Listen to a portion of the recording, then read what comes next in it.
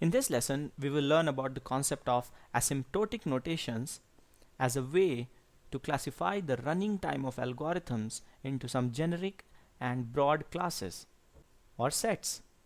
In the previous lesson, we had seen how to calculate the running time expression for algorithms using the concept of a hypothetical model machine. So why do we really want to classify the running time of algorithms into these broad classes? Let's say we have two algorithms. Algorithm 1 has the running time defined by this particular function Tn is equal to 5n square plus 7, where n is the input size, and algorithm 2 has the running time defined by 17n square plus 6n plus 8. And let's say we have reduced these expressions on a model machine. We had defined the concept of a model machine in the previous lesson. A model machine has some basic operations, and each basic operation, like arithmetical, logical, or assignment operation, costs us 1 unit of time.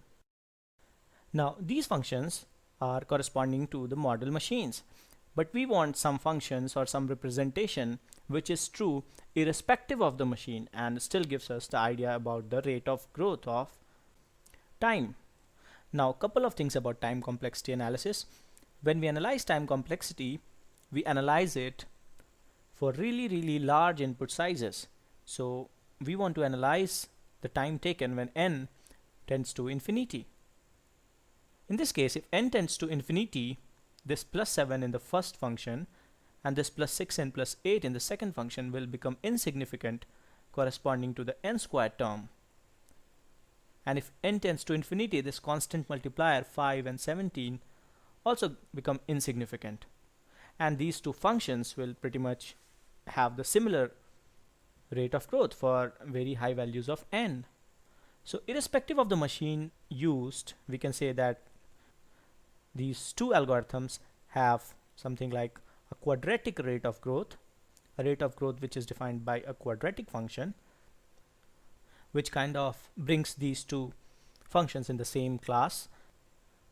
But we have a very formal way of classifying functions into classes in the form of asymptotic notations, where we do not have all these constants in the expressions and we only have the variable term. And let us now define these asymptotic notations, and the first asymptotic notation that we want to define is the big O notation. If we have a non-negative function gn that takes a non-negative argument n, then big O of gn is defined as the set of all the functions fn for which there exist constants, some constants c and n naught, such that fn is less than or equal to c times gn for all n greater than or equal to n naught. And it's easier to understand this using some example. Let's say we have a function fn equal to 5n square plus 2n plus 1, and we have gn equal n square. Now let's see, this 2n can never be greater than 2n square, and this 1 can never be greater than n square. So if we use c equal 5 plus 2 plus 1, which is 8, then fn is always less than or equal to 8n square for all n greater than or equal to 1. So for c is equal to 8 and n naught is equal to 1, we can say that fn is an element of the set big O of n square.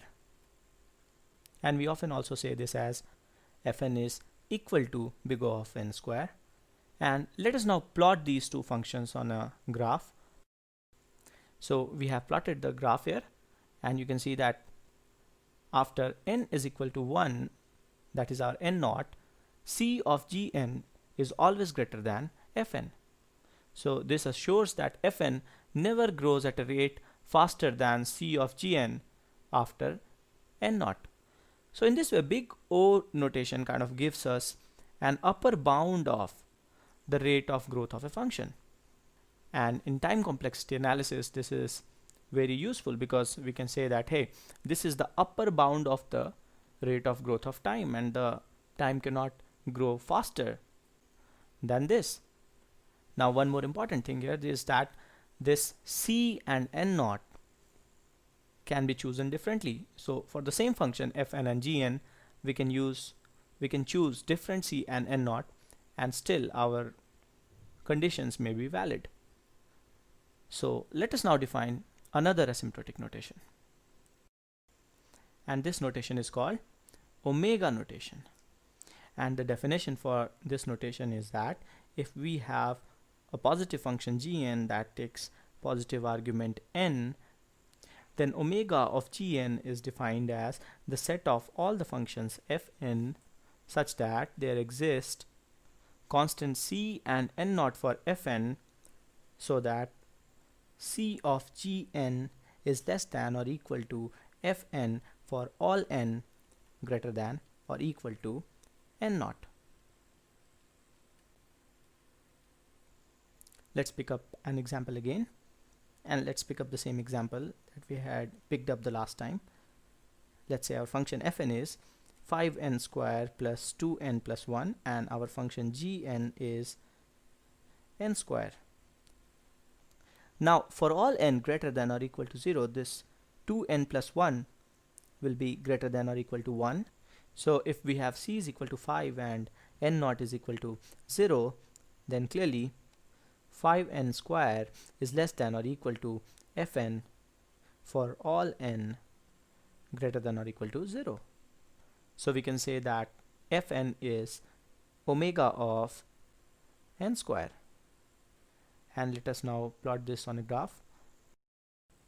What this graph tells us is that c of gn will never exceed fn for all n greater than or equal to n naught. So omega notation gives us the lower bound of the rate of growth of a function. And in the context of time complexity analysis, this may be important in the sense that we may say that hey, the time taken grows at least by the rate of growth of this particular function, gn.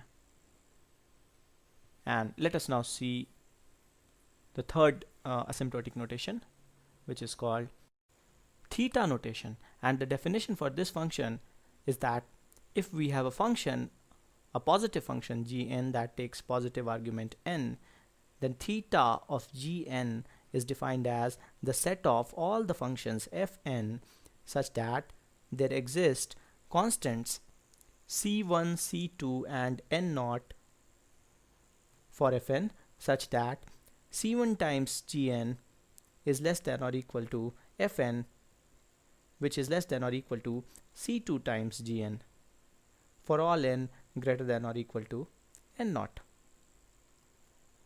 And let us pick up an example again.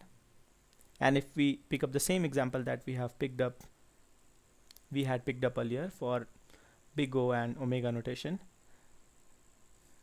fn is equal to 5n square plus 2n plus 1 and gn is equal to n square, then we can choose c1 equal 5, c2 equal 8 and n naught equal to 1, and our inequality will hold, and we can say that fn is actually theta of n square.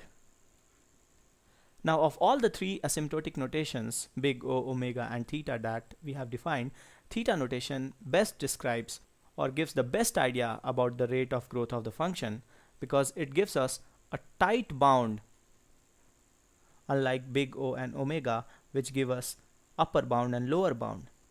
So theta notation kind of tells us that gn is as close to fn, the rate of growth of gn is as close to the rate of growth of fn as possible.